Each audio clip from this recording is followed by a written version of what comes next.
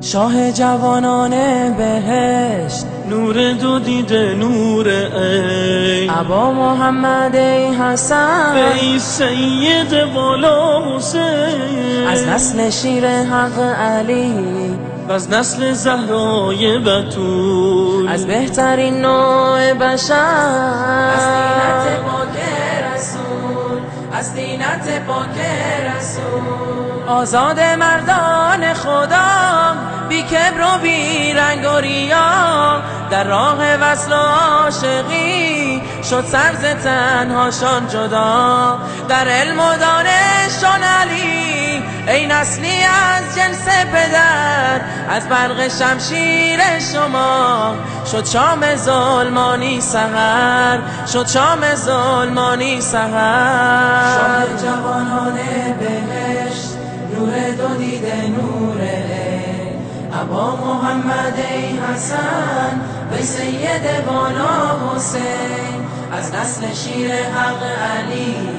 از نسل زهرای بتول، از بهترین نوع بشر، از دینت پاک رسول، از دینت پاک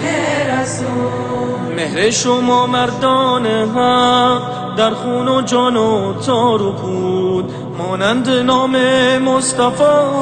حق گشته در عمق وجود، هرگز نیاید در خیال وصف شما اصحاب و آل، این بس که راضی از شما پروردگار ذوالجلال، پروردگار ذوالجلال. شاه جوانان بهشت، نور دو دیده نور عین، ابا محمد ای حسن، وی سید والا حسین، از نسل شیر حق علی،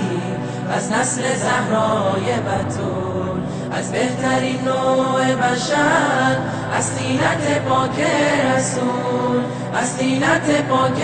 رسول. گلهای باغت ای رسول، یاران پاک و اهل بیت، در خندق و جنگ احد، در جنگ بدر و اسرمی، همراه و همدوشت شدن مغز رضای کردگار، هنگامه جنگ و جهاد، بی صبر و آرام و قرار، بی صبر و آرام و قرار. شاه جوانان بهشت، نور دو دیده نور عین، ابا محمد ای حسن، وی سید والا حسین، از نسل شیر حق علی، از نسل زهرای بتول، از بهترین نوع بشر، از دینت پاک رسول، از دینت پاک رسول. همچون ابوبکر و عمر، مثل حسن مثل حسین، مانند عثمان و علی، مصداق احدی الحسنیین، با جان و مال و نفس خود بر کافران میتاختند، یا چیره بر کفار و یا در راه حق جان باختند، در راه حق جان باختند. شاه جوانان بهشت، نور دو دیده نور عین، ابا محمد ای حسن، وی سید والا حسین، از نسل شیر حق علی، از نسل زهرای بتول، از بهترین نوع بشر، از دینت پاک رسول، از دینت پاک رسول.